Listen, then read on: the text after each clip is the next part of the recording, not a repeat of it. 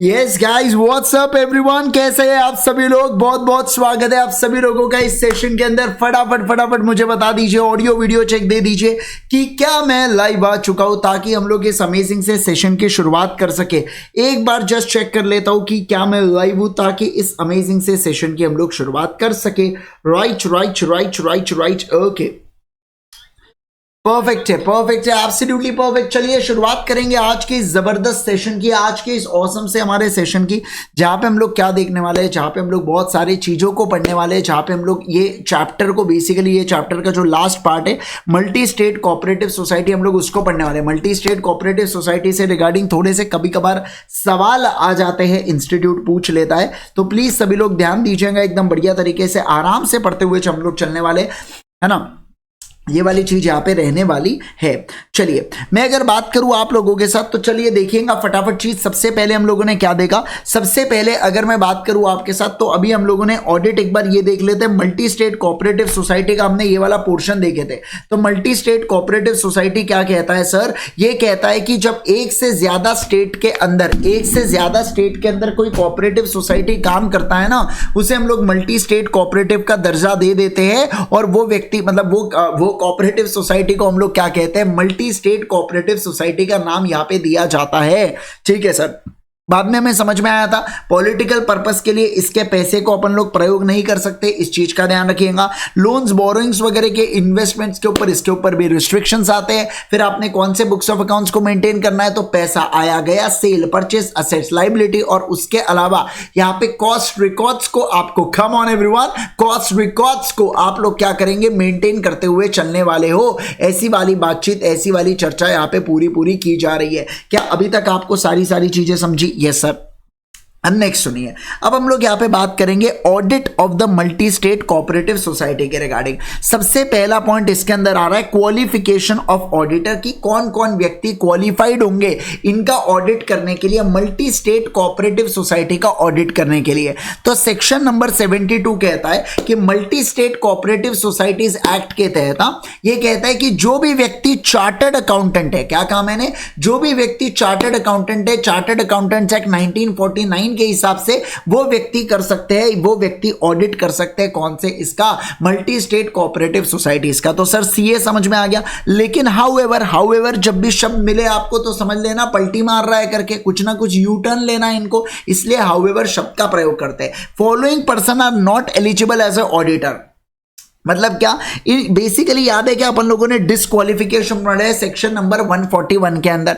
तो जो section number 141 के अंदर डिस्क्वालिफिकेशन है ना, बस वो सेम मतलब उसमें से कुछ डिस्क्वालिफिकेशन यहां पे लगने वाले हैं। जैसे देखो कि अगर कोई ऑडिटर या कोई कंपनी होती है, बॉडी कॉर्पोरेट होती है, तो भैया आप ऑडिटर नहीं बन सकते। कोई ऑफिसर या एम्प्लॉय होता है मल्टी स्टेट कोऑपरेटिव सोसाइटी का, वो ऑडिटर नहीं बन सकता। कोई ऐसा पर्सन जो मेंबर है या एम्प्लॉयमेंट में है विद ऑफिसर या employee of the multi state cooperative society, again वो ऑडिटर नहीं बन सकता। समझ रहे हैं आप बात को। अगर कोई पर्सन इंडेप्टेड है towards the multi state cooperative society है, जिसने गारंटी दिया है बेटा इंडेप्टनेस से रिगार्डिंग कितने अमाउंट से ज्यादा, बाप रे, अरे बाप रे, क्या करूं मैं इतने बड़े अमाउंट का, 1000 रुपए से ज्यादा, क्या कहा मैंने, 1000 रुपए से ज्यादा, ओ इधर ध्यान दो, सुनो 1000 रुपए से ज्यादा अगर आप इंडेप्टेड होते हैं कोऑपरेटिव सोसाइटी को, या आप गारंटी प्रोवाइड करते हो थर्ड पर्सन को on the behalf of cooperative society, तो ऐसे केस के अंदर बस तौबा, क्या हो गया यहाँ पे, समझिए बात को। यहाँ पे आप इंडेप्टेड, मतलब यहाँ पे आप डिस्क्वालिफाइड हो गए अगर आप इंडेप्टेड या आप गारंटी देते हो 1000 रुपए से ज्यादा, पूरे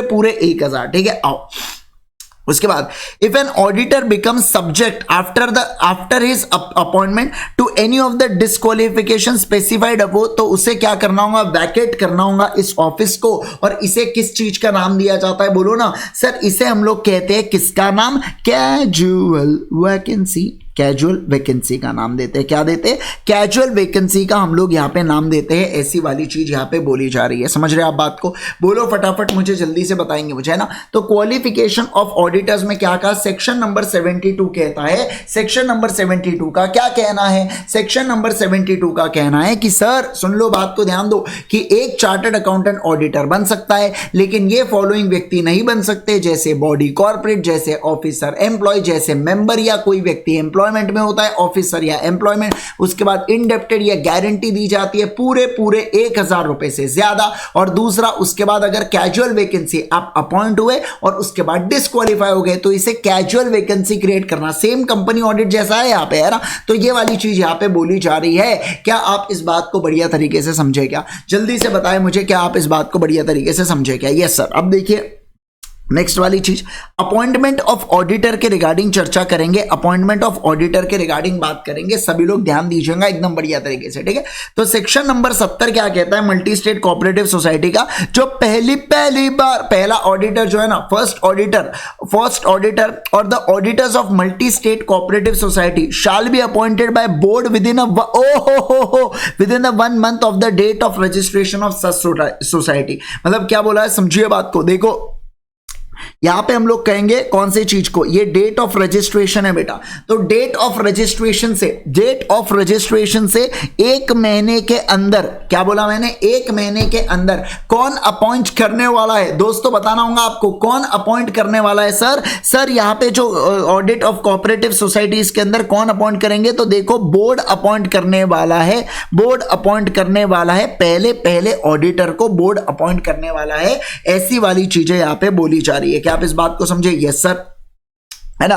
और वो कब तक होल्ड करेंगे, कंक्लूजन ऑफ फर्स्ट एजीएम तक। तो मैं अगर बात करूं आपके साथ तो 1 महीने के अंदर बीओडी अपॉइंट करेगा और ये उसे होल्ड करके रखते हैं, या कि कब तक अपॉइंटमेंट होल्ड करके रखेंगे, till the conclusion of AGM तक। कब तक? कंक्लूजन ऑफ एजीएम तक। ऐसी वाली बात यहां पे कही जा रही है। क्या आप इस बात को, क्या आप इस कंसेप्ट को समझे? हाँ बोलो, है ना। चलिए आइए उसके बाद देखो, लेकिन अगर बोर्ड फेल हो जाता है तो ऐसे केस के अंदर कौन अपॉइंट करने वाला है, जनरल मीटिंग के अंदर मेंबर्स अपॉइंट करेंगे फर्स्ट ऑडिटर को। हमने क्या कहा, बोलिए फटाफट। देखो सबसे पहले फर्स्ट ऑडिटर को तो अपॉइंट बोर्ड ही करने वाला है 1 महीने के अंदर, लेकिन आप भूल जाते हो तो ऐसे केस के अंदर जो जनरल मीटिंग के अंदर मेंबर्स लोग है, वो मेंबर्स लोग क्या कर सकते हैं, वो मेंबर्स लोग अपॉइंट कर सकते हैं ऑडिटर को। ऐसी वाली बात यहां पे की गई है। द सब्सिक्वेंट ऑडिटर या auditors are appointed by multiple state cooperative society at each AGM. समझना, जो सब्सिक्वेंट ऑडिटर्स होंगे ना, उसको अपॉइंट करने वाले तो एजीएम के अंदर ही हम लोग अपॉइंट करेंगे। क्या सब्सिक्वेंट ऑडिटर्स को एजीएम के अंदर ही अपॉइंट किया जाता है? सर ये बात बराबर हो गई। और वो होल्ड करते हैं till the conclusion of next AGM. मतलब बोला जा रहा है कि 1 साल के लिए ही, क्या बोला मैंने, 1 ईयर के लिए ही इन्हें अपॉइंट किया जा रहा है। क्या मैं ऐसा कह सकता हूं? हाँ सर हम लोग ऐसा कह सकते हैं, हम लोग ऐसी बात यहां पे कर सकते हैं। कम ऑन एवरीवन, सभी लोग बोलेंगे क्या आप इस कंसेप्ट को, क्या आप इस बात को समझ रहे हैं जो मैं आपके साथ कहना चाह रहा हूं, है ना। यस सर बोलते हुए चलेंगे, यस सर करके, है ना। चलिए देखिए आ जाओ। तो अपॉइंटमेंट ऑफ ऑडिटर में हमने क्या कहा, अपॉइंटमेंट ऑफ ऑडिटर में सर हमने एक बात समझ ली कि जो ऑडिटर का अपॉइंटमेंट है ना, ये अपॉइंटमेंट कौन करता है, देखना होगा सबसे पहले फर्स्ट ऑडिटर है क्या, उसके बाद देखना होगा सब्सिक्वेंट ऑडिटर है क्या। ठीक है, देखो आप लिखते हुए चलो, आप यहां पे रुको भी नहीं बोल सकते अब तो, है ना। तो ऐसे केस के अंदर जो फर्स्ट ऑडिटर है ना बेटा, ये फर्स्ट ऑडिटर को अपॉइंट करने वाला है कौन, बीओडी अपॉइंट करने वाला है 1 महीने के अंदर from the date of registration. Okay sir, है ना। जबरदस्त तरीके से। अगर ये भूल जाता है तो ऐसे केस के अंदर कौन अपॉइंट करेंगे, यहां पे सर मैनेजिंग कमिटी या बोर्ड अपॉइंट करने वाले हैं इस चीज का, मतलब जो दूसरे लोग हैं वो अपॉइंट करने वाले हैं। वही सब्सिक्वेंट ऑडिटर को एजीएम के अंदर अपॉइंट किया जाता है और अगेन नेक्स्ट एजीएम तक इनका टेन्योर होता है। कब तक इनका साथ देंगे हम लोग, है ना, समझना बात को। नेक्स्ट एजीएम तक 1 साल का इनका टेन्योर होता है, उसके बाद खत्म, है ना। उसके बाद इनको खत्म करो, टाटा गुड बाय कर दो। ऐसी वाली बात यहां पे बोली जा रही है। क्या आप इस बात को सभी लोग समझे क्या? हाँ सर समझे। इसको कॉपी कर लो फटाफट, स्क्रीनशॉट ले लो जल्दी से। 1 2 3 डन। चलो आ जाओ, मैं बढ़ाऊँ आगे। अब देखिए powers and duties of auditor के बारे में बात करेंगे। मल्टी स्टेट कोऑपरेटिव सोसाइटीज में पावर एंड ड्यूटीज क्या देके रखा है, हर एक auditor shall have right to access all times the books of accounts vouchers of multi state kept at a head office हो या एल्सवेयर हो and shall be entitled from the officer या एम्प्लॉय सारी इंफॉर्मेशन या explanation जो auditor को जरूरी लगती है for the performance of his duties. Sir ये तो नॉर्मल ऑडिट, नॉर्मल, अरे तो ऑडिट हो गए बेटा, कोऑपरेटिव सोसाइटी का करो या कंपनी का करो, है ना, या कोई भी ऑर्गेनाइजेशन का करो, तो ये तो वही वाली चीजें नजर आ रही है सर कि ऑल टाइम एक्सेस रहना चाहिए, जो इंफॉर्मेशन लगा वो इंफॉर्मेशन देना चाहिए, ऑफिसर एंड ऑफिसर। मैं वही तो कह रहा हूं आपके साथ, ये वही चीज के रिगार्डिंग यहां पे बात की जा रही है, वही चीज के रिगार्डिंग यहां पे कहा जा रहा है कि आप इस बात को समझे। तो सेम पावर्स एंड ड्यूटीज है ऑडिटर की, ये वाली चीज है। आ जाइए देखिए, एज पर सेक्शन 73 ऑडिटर क्या करने वाला है, कुछ इंक्वायरीज करना चाहिए। अब ये इंक्वायरीज किसके अनुसार, वो याद करना अपन ने, सेक्शन नंबर 143 अपन लोगों ने पढ़े थे इंक्वायरीज करना करके, है ना। तो 143(3) में जो इंक्वायरीज पढ़े थे उसी से मिलती जुलती आपको इंक्वायरीज मिलने वाली है, क्योंकि क्या ऑडिट तो ऑडिट हो गए, ध्यान रखिएगा। पहला क्या, देखो, वेदर द लोन्स या advances made by the cooperative society on the basis of security, क्या आपने प्रॉपर्ली सिक्योर किए क्या, और जो टर्म्स है वो प्री जुडिशियल होने चाहिए, they are not prejudicial to the interest of cooperative society. मतलब क्या, ऐसे टर्म्स नहीं होने चाहिए बेटा जो खराब हो, किसके लिए खराब हो, हमारे कोऑपरेटिव सोसाइटी के लिए खराब हो, उसके लिए बात की जा रही है। तो सेम पॉइंट है बिल्कुल कि लोन्स एंड एडवांसेस दिए है क्या, है ना, है क्या। उसके बाद दूसरा क्या बोला जा रहा है, क्या प्रॉपर्ली सिक्योर्ड है क्या, और तीसरी वाली चीज बोली जा रही है कहीं वो prejudicial to the interest of company तो नहीं। समझ रहे बात को, एकदम सिंपल। सर दूसरा क्या बोला जा रहा है, वो सारे ट्रांजैक्शन, वेदर द ट्रांजैक्शन जो केवल बुक एंट्रीज के माध्यम से बताए गए, they are not prejudicial to the interest of company. मतलब क्या, जैसे डिप्रिसिएशन की एंट्री होती है, ये केवल बुक, एक्चुअल में आपको असेट घटते हुए दिखता है, मान लो ये बॉटल है, अब ये बॉटल आपको कम होते हुए दिखेंगी क्या डिप्रिसिएशन में, नहीं, हम तो केवल बुक एडजस्टमेंट करते हैं, बुक एंट्री कर रहे हैं ना। तो इनका कहना है कि ये जो ट्रांजैक्शन रेफर किए जा रहे हैं बुक एंट्रीज के द्वारा, तो ऐसे केस में वो प्री जुडिशियल नहीं होना चाहिए to the interest of company, मतलब हमारे इंटरेस्ट ऑफ कंपनी को वो अफेक्ट नहीं करना चाहिए बाबू। उसके बाद देखिए, पर्सनल एक्सपेंसेस कहीं चार्ज तो नहीं कर दिया रेवेन्यू अकाउंट के अंदर, है ना। मैनेजर, मान लीजिए बेटा मैनेजर बोलो जुबा केसरी खा रहा है, ऐसे केस के अंदर वो हमारे पीएनएल के अंदर डालता है रिफ्रेशमेंट एक्सपेंसेस नाम से, ये क्या बात हो गई, अरे ये क्या ठीक बात है क्या, नहीं सर। तो मैं कहूंगा के साथ ये पर्सनल एक्सपेंसेस को पीएनएल में डालना बंद करो करके, है ना। चलिए उसके बाद फिर क्या, whether stated in the books and papers multi state cooperative society that any share have been allotted for cash, तो क्या एक्चुअल में कैश मिली क्या, एक्चुअल में कैश मिली क्या, और एंड अगर कोई कैश नहीं मिली है तो हमने correct position books of accounts के अंदर बताइए क्या। सर ये तो कंपनीज के ही इंक्वायरीज है ना, मैं वही कह रहा हूं आपके साथ, इंक्वायरी सेम कंपनी वाली है, इसके अंदर कुछ नए पॉइंट्स नहीं है। क्या कह रहा हूं मैं, इसके अंदर कुछ नए पॉइंट्स नहीं है, इस चीज का आप ध्यान रखिएगा, बिल्कुल सेम टू सेम है। क्या कह रहा हूं मैं, बिल्कुल सेम टू सेम है, इस बात को एकदम बढ़िया तरीके से ध्यान में rखते हुए चलिएगा। क्या आप इस बात को समझ रहे हैं क्या, बोलो मुझे जल्दी से, क्या आप इस बात को सभी लोग समझ रहे हो क्या, है ना। एकदम सिंपल है, एकदम आसान है सर, कुछ भी नहीं लग रहा है, ये तो बहुत ही एकदम कोला कोला, एकदम मस्त मक्खन। ठीक है, देखिए सबसे पहला बोला कौन सी वाली चीज, लोन्स एंड एडवांसेस सिक्योरिटी के बेसिस पर हो, prejudicial to the interest, मतलब कंपनी को हार्म ना करे उसका इंटरेस्ट, जो ट्रांजेक्शन केवल मात्र बुक एंट्रीज के इससे हो, कहीं वो प्री जुडिशियल ना हो जाए, पर्सनल एक्सपेंसेस पीएनएल के अंदर नहीं डाल दिए, और उसके बाद क्या बोला गया, कोई शेयर्स वेयर्स को अगर आपने फॉर कैश दिया है तो ऐसे केस के अंदर क्या कैश कलेक्ट हुई है क्या, और कैश नहीं कलेक्ट हुई है तो आपने क्या correct position books of accounts के अंदर बताया है क्या। क्या आप इस बात को सभी लोग समझ गए, बोलो जल्दी से मुझे, हाँ सर समझ गए, लाइक कर दीजिएगा, है ना, यस सर समझ गए करके।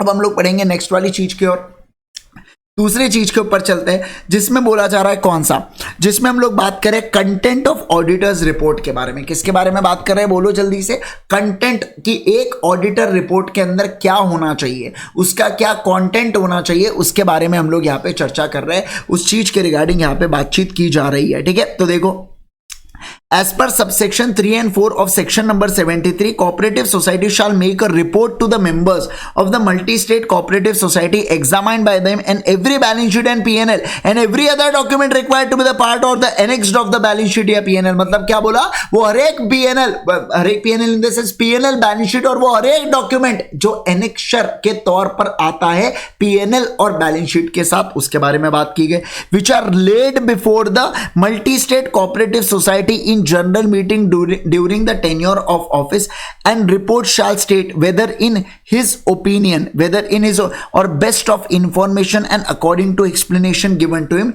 said account give कैसे true and fair view करके। सर ये इतनी बड़ी जो चर्चा की ना, जिस समय ये शुरुआत हो रहा था ना सर, तभी हमको समझ में आ गया था, सर तभी हमको एकदम बढ़िया तरीके से समझ में आ गया था। क्या हमें ये समझ में आ गया था यहाँ पे, चलिए आइए ध्यान दीजिए, हमें ये समझ में आ गया था कौन से वाली चीज के रिगार्डिंग, सर हमें ये समझ में आ गया था यहाँ पे कौन सी वाली चीज की, ये लोग वही बात करेंगे कि जितने भी बुक्स ऑफ अकाउंट्स है ना, क्या वो books of accounts proper true and fair view के हिसाब से बनाया है या ट्रू एंड फेयर व्यू के हिसाब से नहीं बनाया। हमें पहले इनकी मंशा समझ में आ गई थी, जिस तरीके से इन्होंने लिखना चालू किया था ना, उसी तरीके से हमको समझ में आना धीरे धीरे चालू हो गया था। तो ये वही बोला गया कि आप जो भी पीएनएल बनाओगे, आप जो भी बैलेंस शीट बनाओगे, आपके जो भी डॉक्यूमेंट्स होंगे, एक ऑडिटर रिपोर्ट देगा ये सारे डॉक्यूमेंट्स के ऊपर और कहेगा कि ये जो रिपोर्ट्स है ना ये बढ़िया है, ये बैलेंस शीट है ना जोरदार है, इसके अंदर गलतियां नहीं है, ये ट्रू एंड फेयर पिक्चर दे रहे हैं करके। ऐसा किसे दे रहा है? मेंबर्स को। सर क्या कह रहे हो, एक बार थोड़ा समझाते हो क्या? देखो सुनो, ये जो ऑडिटर होता है ना बेटा, ये ऑडिटर रिपोर्ट करने वाला है। क्या करने वाला है? रिपोर्ट। किससे करे? जिन लोगों ने इसको अपॉइंट किया है, मतलब कौन? मेंबर्स को। और किस बारे में रिपोर्ट करेगा? ये रिपोर्ट करेगा कि जो बुक्स ऑफ अकाउंट्स है, बुक्स ऑफ अकाउंट्स में क्या आते हैं सर? बुक्स ऑफ अकाउंट्स में मेन जो चीजें आने वाली है वो है आपकी बैलेंस शीट, वो है आपका पीएनएल, वो है आपके अदर डॉक्यूमेंट। वो क्या है? आपके अदर डॉक्यूमेंट। तो ऐसे केस के अंदर ये सारे डॉक्यूमेंट्स के ऊपर ऑडिटर रिपोर्ट देने वाला है। सर रिपोर्ट में क्या देगा कि क्या ये सारी चीजें ट्रू एंड फेयर है या ट्रू एंड फेयर नहीं है करके, उसके बारे में ये रिपोर्ट करने वाला है मेंबर्स को।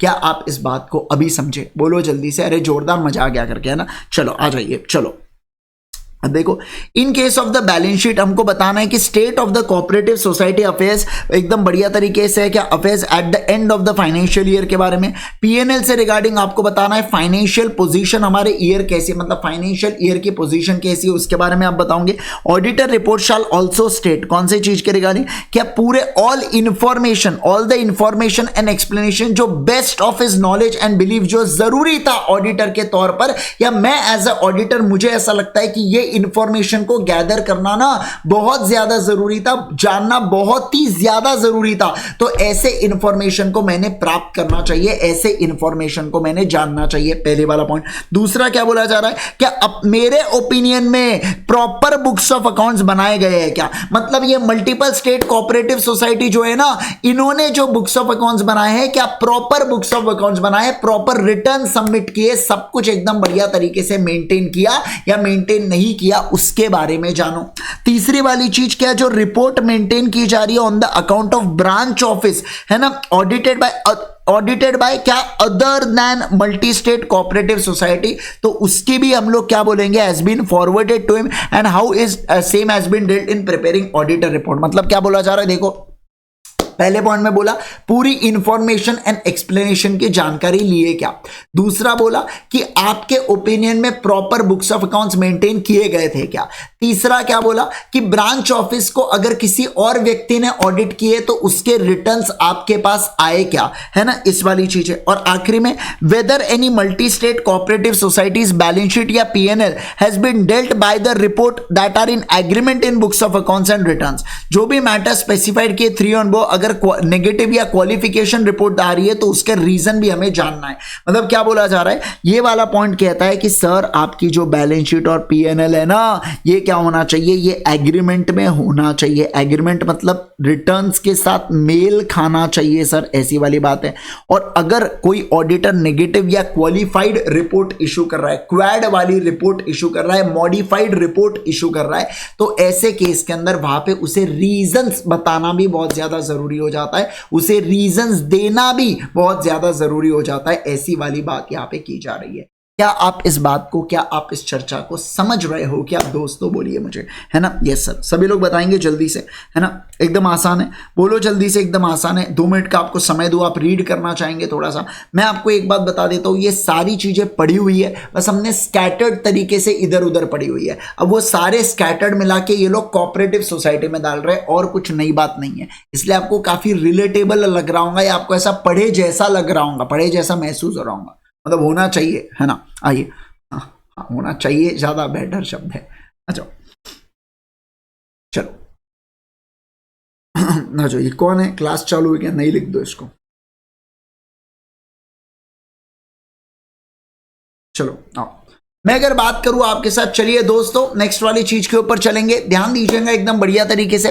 पावर ऑफ सेंट्रल गवर्नमेंट के रिगार्डिंग बात करेंगे कि सेंट्रल गवर्नमेंट के पास, सीजी के पास क्या पावर है करके, क्या बोल रहा हूं मैं, सेंट्रल गवर्नमेंट के पास क्या पावर है, सेंट्रल गवर्नमेंट के पास यहाँ पे क्या राइट्स है, उस चीज के रिगार्डिंग हम लोग यहाँ पे बात करने जा रहे हैं कि सेंट्रल गवर्नमेंट अगर चाहे तो क्या कर सकता है बेटा, ये यहाँ पे डायरेक्ट कर सकता है special audit in certain cases. Sir ये स्पेशल ऑडिट क्या होता है? स्पेशल ऑडिट मतलब सेंट्रल गवर्नमेंट को लगता है क्या दया कुछ तो गड़बड़ है, समझना बात को, ये जो फाइनेंशियल स्टेटमेंट्स मैंने ठीक ना लागे, ऐसा सेंट्रल गवर्नमेंट का कहना है, काम करो इनका स्पेशल ऑडिट कराओ। स्पेशल ऑडिट का मतलब क्या होता है? स्पेशल ऑडिट का मतलब होता है कि ये जो फाइनेंशियल स्टेटमेंट्स है ना, ये फाइनेंशियल स्टेटमेंट्स के अंदर कुछ तो भी गड़बड़ है, कुछ तो भी गड़बड़ है करके, और उस गड़बड़, समझना, उस गड़बड़ के लिए हम लोग क्या करते हैं, बुलाते हैं ऑडिटर को, कहते हैं ऑडिटर एक काम करो, दूसरे ऑडिटर को अपॉइंट करते हैं और कहते हैं हमें पहले वालों के रिपोर्ट के ऊपर भरोसा नहीं आ रहा है, एक बार तुम जरा फिर से फाइनेंशियल स्टेटमेंट्स का ऑडिट करके देखो तो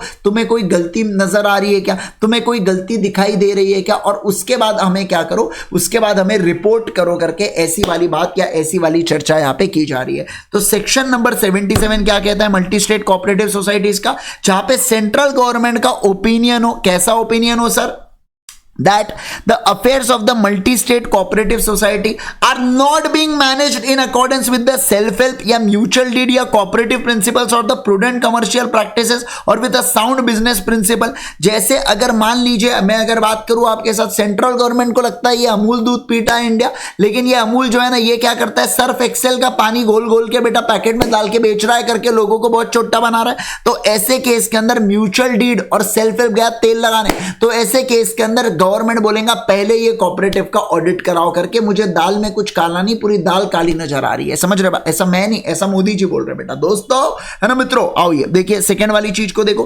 that any other multi state cooperative is being managed in any manner like any serious injury या damage to the interest of trade industry या बिजनेस विच इट पर्टेन्स, मतलब जिस बिजनेस से वो पर्टेन कर रहे हैं, जिस इंडस्ट्री से वो बिलोंग कर रहे हैं ना, उसके अंदर बहुत बड़ा घपला कर रहे हैं ये लोग, बहुत बड़ा ऐसी तैसी कर रहे हैं उस इंडस्ट्री की, तो ऐसे केस के अंदर हम लोग क्या कराएंगे, इनका स्पेशल ऑडिट करवाएंगे। और तीसरी वाली बात क्या बोली जा रही है, that the financial position of multi state cooperative society is such that it is in danger it's solvency. Solvency का मतलब होता है साउंड बिजनेस होना। हमारे असेट जब लाइबिलिटी से ज्यादा होते हैं, हम लोग कहते हैं साउंड बिजनेस चल रहा है करके, लेकिन अनसाउंड का मतलब क्या होता है, जब हमारे जो असेट्स है ना बेटा, वो बहुत कम हो जाते हैं, कम नहीं बहुत कम हो जाते हैं, किससे, लाइबिलिटी से, तो हमें इंसॉल्वेंसी का डर लगता है। तो ये 3-4 ऐसे केसेस है जहां पे सेंट्रल गवर्नमेंट के पास पावर आ जाता है कि वो क्या करवाता है, वो स्पेशल ऑडिट करवाता है। 3 प्रकार की चीजें, अफेयर्स बैडली मैनेज्ड हो,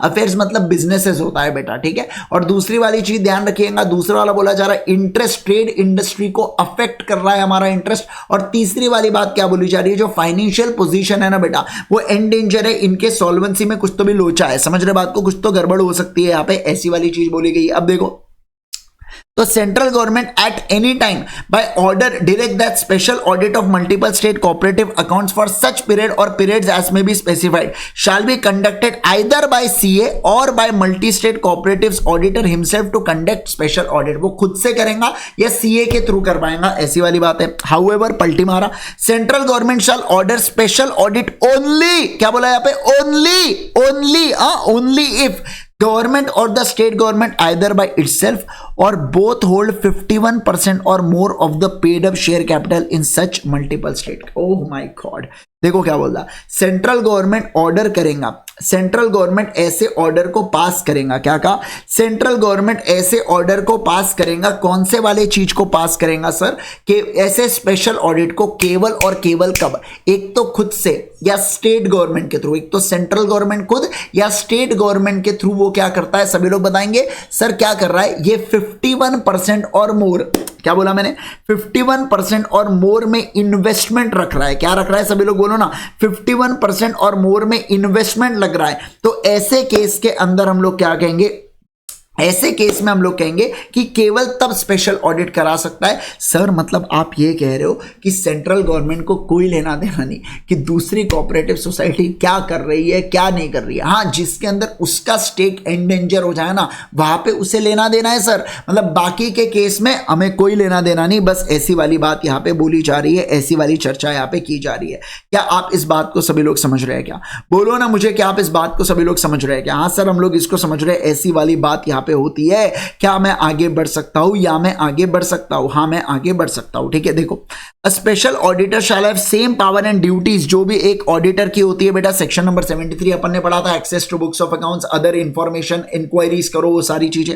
however special auditor instead of making is report to member, ये किसे रिपोर्ट करता है? सेंट्रल गवर्नमेंट को रिपोर्ट करता है। ऑब्वियस रीजन, जिसने अपॉइंट किया उसे रिपोर्ट करो। मेंबर ने अपॉइंट किया, मेंबर को रिपोर्ट करो। कंपनी मतलब ऑडिटर कोऑपरेटिव सोसाइटी ने अपॉइंट किया, उसे रिपोर्ट करो। यहां पे सेंट्रल गवर्नमेंट ने अपॉइंट किया, रिपोर्ट भी सेंट्रल गवर्नमेंट करेंगे। अब report shall include all matters, जो सेक्शन नंबर 73 के अंदर आता है। Upon receipt of the report by special auditor, central government में क्या बोला है? May take such action as the report as it considers necessary in accordance with the provision of the act for the time being in force. अब central government को जैसा ठीक लगता वैसा एक्शन सेंट्रल गवर्नमेंट लेता है। अगर सेंट्रल गवर्नमेंट को लगता है ये कोऑपरेटिव सोसाइटी को बंद करा दो, वो बंद करवा दे। उनको लगता है कि पेनल्टी इंपोज कर दो, वो पेनल्टी इंपोज कर दे। तो जैसा उनको ठीक लगता है वैसी हरकतें सेंट्रल गवर्नमेंट कर सकता है। लेकिन पलटी मारा, if central government does not take any action within 4 months, 4 महीनों के अंदर, क्या कहा? 4 महीनों के अंदर अगर कोई भी एक्शन ना हो from the receipt of the report, तो ऐसे केस के अंदर अब यहां पे हम लोग क्या करेंगे? The government shall send to the multi-state cooperative either a copy or relevant extract of the report with his comments thereon, and require the society either to circulate that copy of those extract to members or to have such copy extracts read before the multi-state cooperative society next meeting। मतलब sir 4 महीने के अंदर action नहीं हुआ ना, तो central government कुछ action नहीं ले सकता, एक्शन नहीं ले सकता। लेकिन वो रिपोर्ट जरूर भेज सकता है, किसे? मल्टीपल स्टेट कोऑपरेटिव सोसाइटी को, और सामने वाले को डायरेक्ट कर सकता है कि तुम क्या करोगे? इस रिपोर्ट को पढ़ोगे लोगों के सामने, मेंबर्स के सामने, जनरल मीटिंग में तुम इसे पढ़ोगे, इसे रीड आउट करियो। एंड उसके बाद यहां पे बोला जा रहा है रीड आउट करने के बाद हम आपको छोड़ देंगे। अब जो भी एक्सपेंसेस वगैरह लगने वाले हैं बेटा, ये कौन पे करने वाला है? ये पे करने वाला है multiple state cooperative society. Special audit के एक्सपेंसेस, हाँ, expenses of special audit, expenses जो मेन ऑडिटर के एक्सपेंसेस हुए, इंसिडेंटल ऑडिटर को लाने का, खिलाने का, रहने का खर्चा, सब कुछ कौन पे करेगा? ये कोऑपरेटिव सोसाइटी। मतलब सर करे कोई भरे कोई, यही वाली बात है ना। करा किसके द्वारा जा रहा है? यहाँ पे सेंट्रल गवर्नमेंट को लग रहा है इसलिए, लेकिन भर कौन रहा है? इसे कोऑपरेटिव सोसाइटी भर रहा है। समझ रहे हैं बात को? बस यही तो खूबसूरती है बेटा देश की। आइए, तो ऐसी वाली बात यहाँ पे बोली जा रही है कि हम लोग कराएंगे स्पेशल ऑडिट, लेकिन आपको क्या करना होगा? आपको यहाँ पे पैसा भरना होगा। पहले ही बता रहे हैं हम आप लोगों को, इस चीज का आप ध्यान रखिएगा। क्या आप इस बात को समझे? बोलो ना मुझे, क्या आप इस बात को समझे? Yes sir. आओ देखो, इंक्वायरी बाय सेंट्रल रजिस्ट्रार। अभी किसने इंक्वायरी किया था? सर गवर्नमेंट ने किया था, सेंट्रल गवर्नमेंट ने किया था। अब कौन कर रहा है बेटा? रजिस्ट्रार कर रहा है। समझना बात को, रजिस्ट्रार कर रहा है। तो देखो, the central registrar may on the request from the federal cooperative to which the multi-state cooperative is affiliated or a creditor not less than 1/3 of the members of the board, है ना, 1/3 of the members of the board, और उसके बाद and not less than 1/5 of the total number of members of cooperative society hold an inquiry or direct some person authorized by him to order in writing in his behalf to hold inquiry into the constitution या working या financial condition of multi-state cooperative society। मतलब sir क्या बोला जा रहा है? देखो, central government, मैंने क्या सेंट्रल रजिस्ट्रार, किसके बारे में हम लोग बात कर रहे हैं? बोलो बोलो बोलो सर। हम लोग यहाँ पे सेंट्रल रजिस्ट्रार के बारे में बात कर रहे हैं। ये जो सेंट्रल रजिस्ट्रार है ना, ये भी क्या करवाएगा? ये कहता है जब सेंट्रल गवर्नमेंट ऑडिट कर सकता है तो मुझे भी यार ऑडिट को ये दो ना, मुझे भी मजा आएगा ऑडिट करने के लिए। तो ये भी क्या कर सकता है बेटा? ये भी यहाँ पे ऑडिट कर सकता है। क्या कर सकता है? बोलो, ऑडिट करवा सकता है। लेकिन समझना बात को ध्यान, इतना आसान नहीं होगा इसके लिए ऑडिट करवाना। मतलब क्या? इसे पत्र आना चाहिए। कितने लोगों के द्वारा या कौन कौन इसे पत्र दे सकता है, उसके बारे में चर्चा करते हैं। सबसे पहला देखो क्या बोला जा रहा है, रिक्वेस्ट आ सकता है फेडरल कोऑपरेटिव सोसाइटी या फेडरल कोऑपरेटिव से रिक्वेस्ट आ सकता है। किससे आ सकता है? बोलो, फेडरल कोऑपरेटिव, मतलब जिस कोऑपरेटिव ग्रुप से ये हमारी कोऑपरेटिव सोसाइटी बिलोंग करती है उनसे क्या आ सकता है, उनसे रिक्वेस्ट आ सकता है। ओके सर, परफेक्ट है, ये तो बहुत मजा आ रहा है। अब सेकंड वाली चीज देखो क्या बोल रहा हूं। सेकंड वाली चीज बोली जा रही है यहाँ पे कि ये वाली चीज कौन सी है, देखो, creditor not less then 1/3 of the members of the board. 1/3 of the members of the board, किसके बारे में बात किया, 1/3 of the members of the board के बारे में ये लोग चर्चा कर रहे हैं। 1/3 ऑफ द मेंबर्स के बारे में ये लोग यहाँ पे बात कर रहे हैं। सर ये 1/3 ऑफ द मेंबर्स का क्या मतलब होने वाला है, ये 1/3 ऑफ द मेंबर्स का यहाँ पे मतलब होने वाला है कि देखो, अगर मैं कहूँ आपके साथ मेंबर्स आपके 100 है, या मान लो मेंबर्स आपके 90 है, तो कैलकुलेशन आसान हो जाएगा। मेंबर्स आपके 90 है, 1/3 मतलब कितना, 30। तो अगर 30 से ज्यादा क्रेडिटर, ओहो क्या कहा मैंने, 30 से ज्यादा अगर क्रेडिटर अप्लाई करते हैं तो ऐसे केस के अंदर हम लोग कहेंगे कि ये क्रेडिटर यहाँ पे आने वाले हैं। तो हम लोग यहाँ पे लिख दीजिए 1/3 ऑफ बोर्ड मेंबर्स, है ना, से ज्यादा क्रेडिटर पे अपॉइंट कर सकते हैं, मतलब यहां पे रजिस्ट्रार को पत्र लिख सकते हैं। उसके बाद देखो क्या बोला जा रहा है, not less than 1/5 of total members, at least 1/5 of total members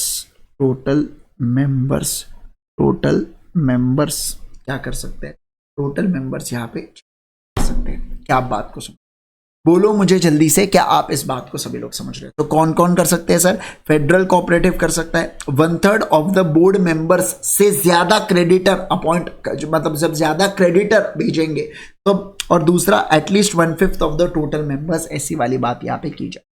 क्या बात को समझिए, ये सेंट्रल रजिस्ट्रार को खत लिख सकते हैं और ये ऑडिट कराएंगे। ठीक है, ये आपने देख लिया, फटाफट बताओ मुझे क्या आपने देख लिया, क्या आपने लिख लिया।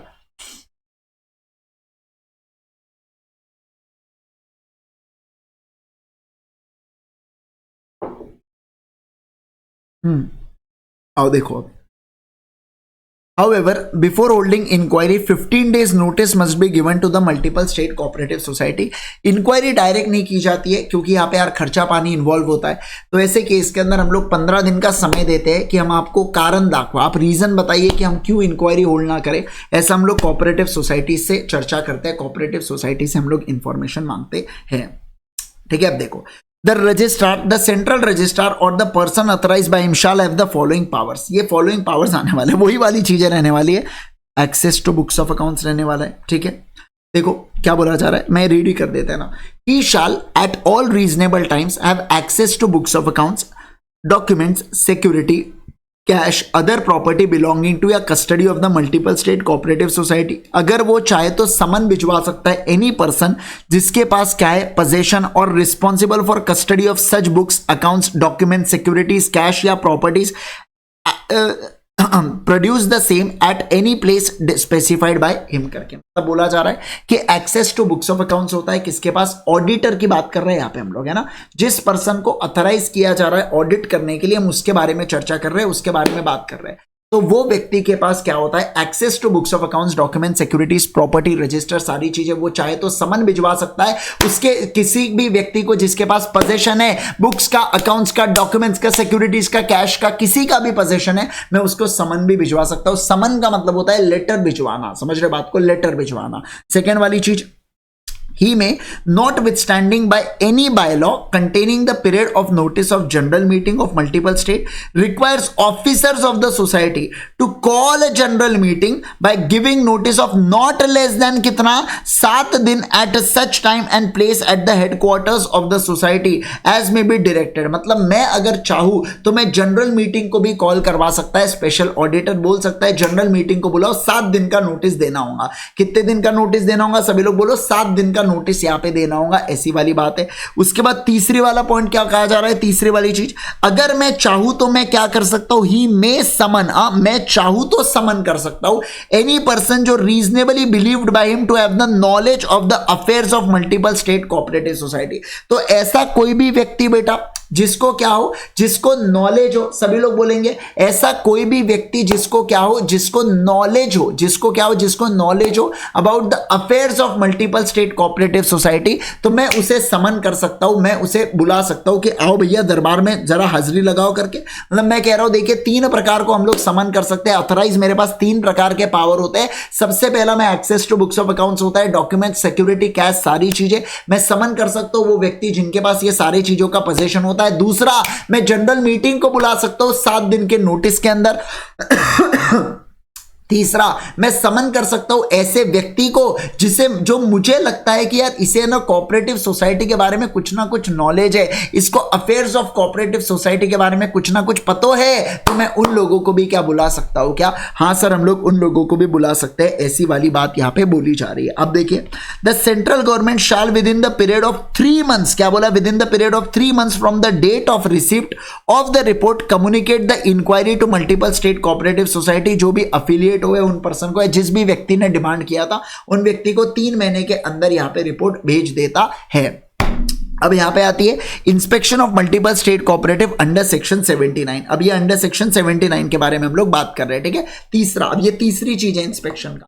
सबसे पहला किसने बजाया? सबसे पहले सेंट्रल गवर्नमेंट ने बजाया। फिर बोलते हैं कि नहीं नहीं, सेंट्रल रजिस्ट्रार को लगा तो वो भी ऐसी तैसी करवा सकता है आपकी। और तीसरी वाली चीज बोला जा रहा है इंस्पेक्शन सेक्शन नंबर 79 के तहत। आ जाइए, सेक्शन नंबर 79 में क्या बोला जा रहा है उसके रिगार्डिंग चर्चा करते हैं, उसके रिगार्डिंग बात करते हैं। देखिए, the central registrar on request from, फिर से फेडरल और मल्टीपल इज क्रेडिटर, ये सारी चीजें यहाँ पे रहने वाली है ना, ये सारी चीजें यहाँ पे होने वाली है। चलिए, सेम चीजें आ जाएंगी।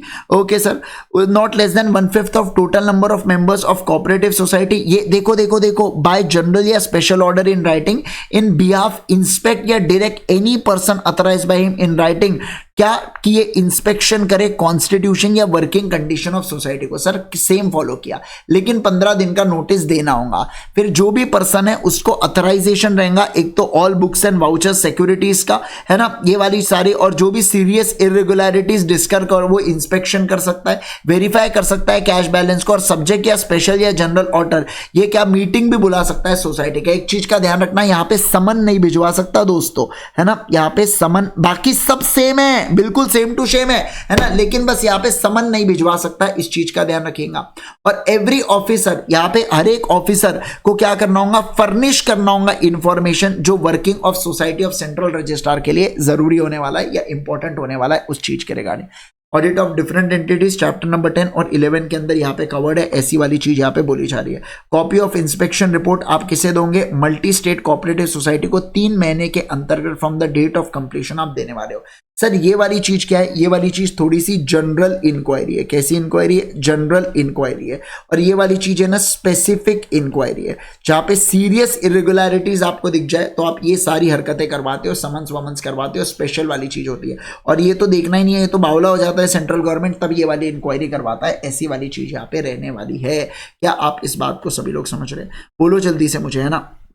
आई थिंक सो अपना कंप्लीट हो रहा है। यस सर, चलिए ये वाली चीज भी हमारी कंप्लीट हो जाती है ना। यस, तो यहाँ पे होता है ये मल्टी स्टेट कोऑपरेटिव सोसाइटी के रिगार्डिंग बहुत सारा कंफ्यूजन होता है, तो हमने वो चीज के रिगार्डिंग यहाँ पे क्या कर लिया, उस चीज के रिगार्डिंग हमने सारी चीज को देख लिया, राइट। तो okay everyone, thank you so much once again. आज के लिए करेंगे केवल इतना।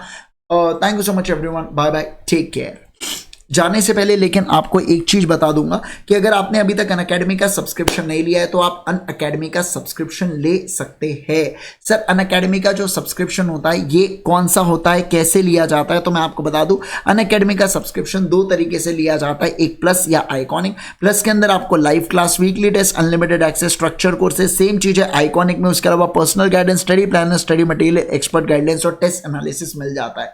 प्लस हो या आइकॉनिक, आप जब भी अनअकैडमी का सब्सक्रिप्शन ले आप यहाँ पे IG सर इस कोड का प्रयोग कर सकते हैं फॉर मैक्सिमम पॉसिबल डिस्काउंट। इसके लिए आप अलग अलग मंथ्स का सब्सक्रिप्शन ले सकते हैं, अलग अलग चीजों का भी आप यहाँ पे अलग अलग डिफरेंट मंथ्स का आप सब्सक्रिप्शन ले सकते हैं।